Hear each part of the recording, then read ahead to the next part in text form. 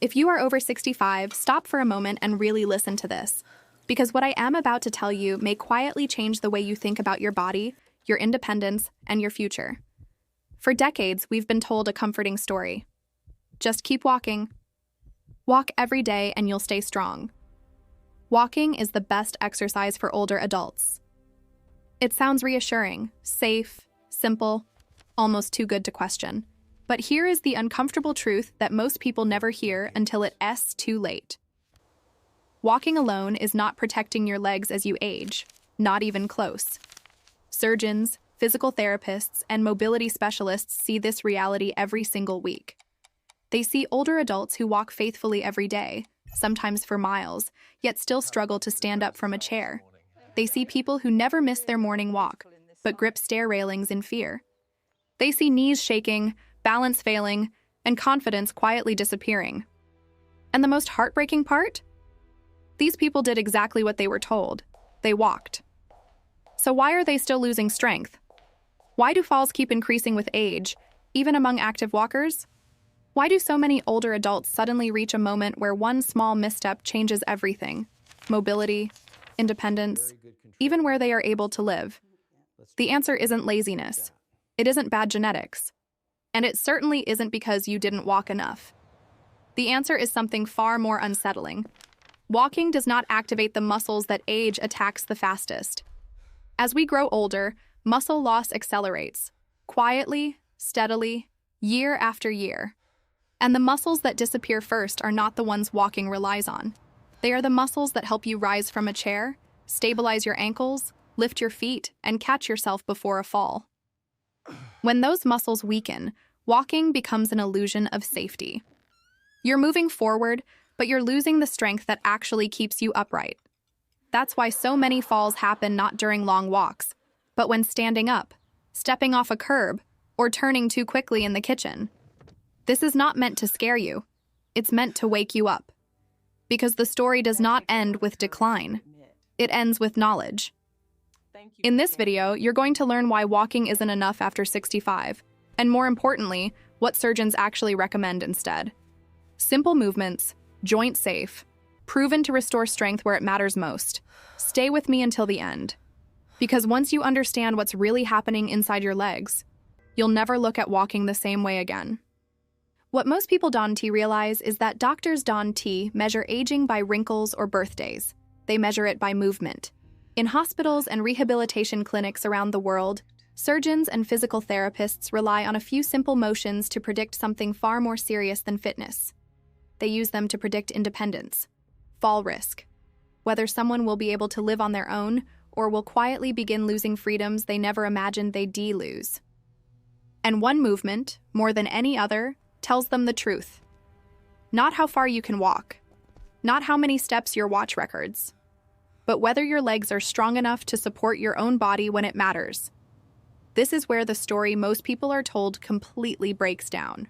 Walking builds endurance. It keeps the heart and lungs active. That matters. But endurance is not what stops a fall. Endurance does not lift you out of a chair. Endurance does not stabilize your ankles when the ground is uneven. And endurance does not protect you in the split second when your balance is challenged. Strength does. After the age of 65, strength loss accelerates faster than almost any other physical change. Muscle fibers shrink. Neural connections weaken. Stabilizing muscles go quiet. And unless they are directly challenged, the body simply lets them go. This is why surgeons often see a devastating pattern. People who feel active, but are functionally fragile. People who walk every day, yet can't trust their legs when standing up, climbing stairs, or stepping over a curb. People who did everything right, according to outdated advice. The good news is this: the body is not broken.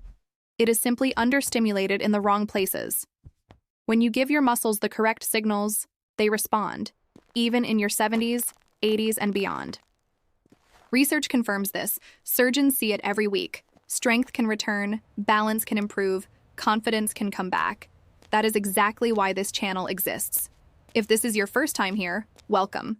This is Dr. Emily-Hartwell, and this channel is dedicated to one mission: helping adults over 60 protect their mobility, independence, and quality of life using science-backed, surgeon-approved strategies that actually work in the real world. No extreme workouts. No dangerous movements, no false promises, just clear explanations, safe exercises, and honest guidance from the medical side of aging. If that matters to you, if staying strong, steady, and independent matters, make sure you subscribe to Dr. Emily-Hartwell now. This channel could genuinely change the way your body ages. And stay with me because next I am going to show you the first movement surgeons use to judge leg strength and why mastering it can determine whether you stay independent for years to come. This is where things start to change. The movement I'm about to show you looks almost too simple to matter. In fact, many people dismiss it the first time they see it. But in surgical and rehabilitation settings, this single motion is treated with enormous respect because it reveals the true condition of your legs in a way walking never can. It's called the sit to stand. Every surgeon knows this test. Every physical therapist uses it. And for older adults, it quietly answers one critical question. Can your legs still support your life? Standing up from a chair without using your hands requires a precise coordination of muscles that age attacks first. The quadriceps in the front of your thighs, the glute muscles in your hips, the deep stabilizers around your knees, the core muscles that keep your torso steady. When these muscles are strong and responsive, the movement feels effortless. When they're weak, the body hesitates, leans forward excessively, or reaches for support. This matters far more than most people realize, because this exact motion is repeated dozens of times every day.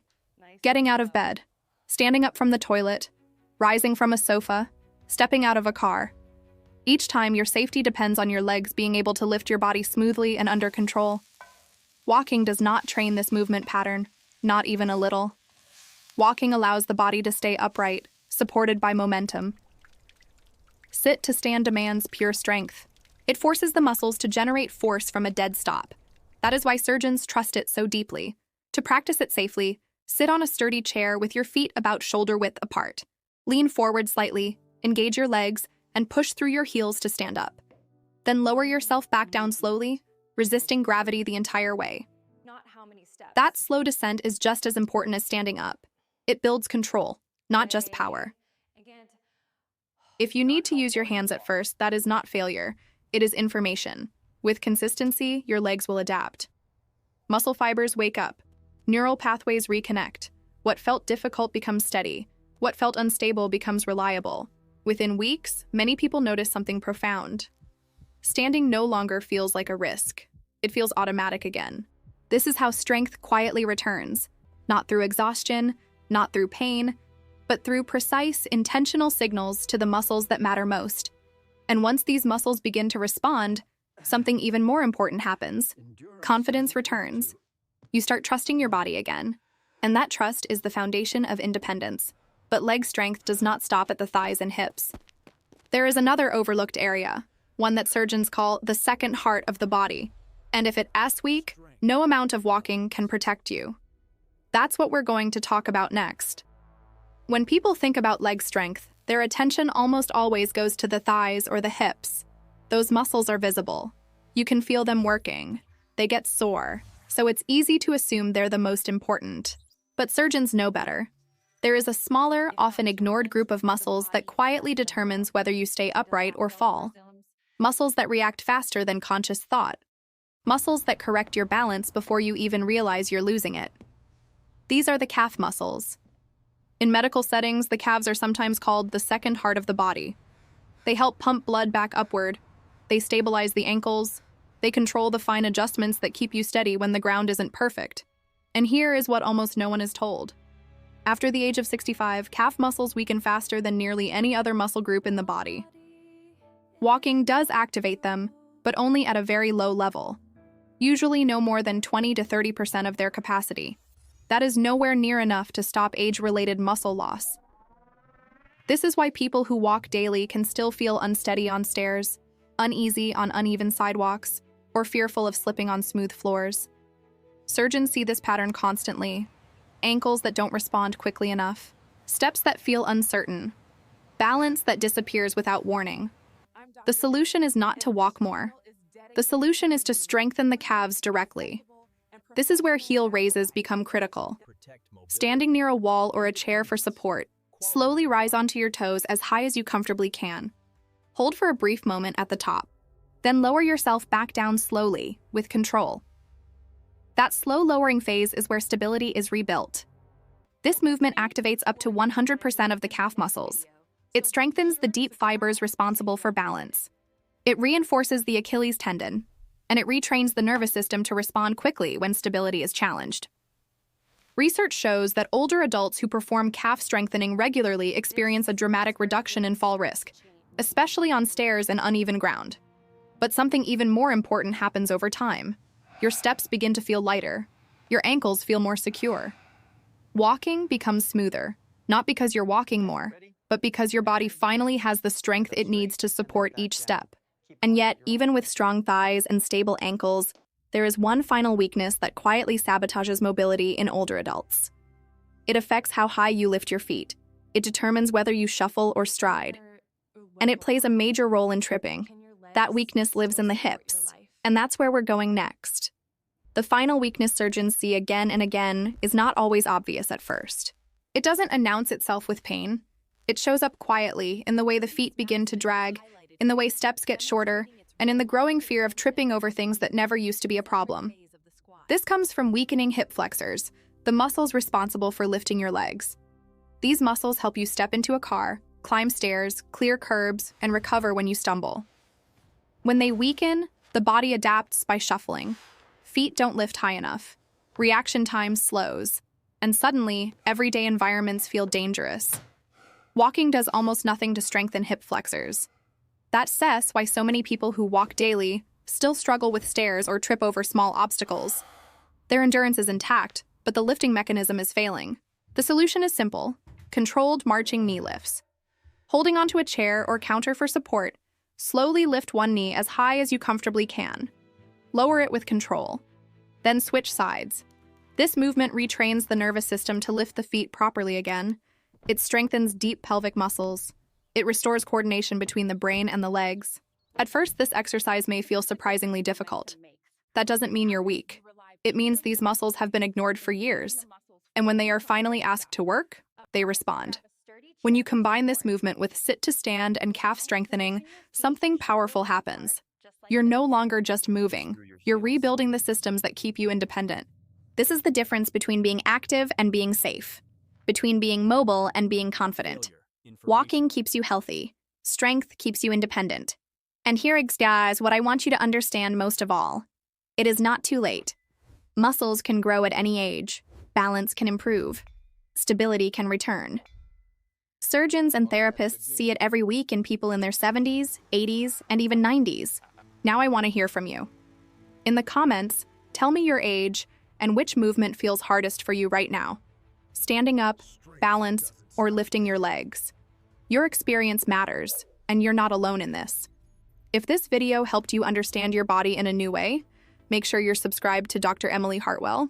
Every week, this channel shares practical, medically grounded guidance to help you stay strong, steady, and independent as you age. Take your time. Be patient with your body. Give it the right signals. Because the strength you build today is the freedom you protect tomorrow.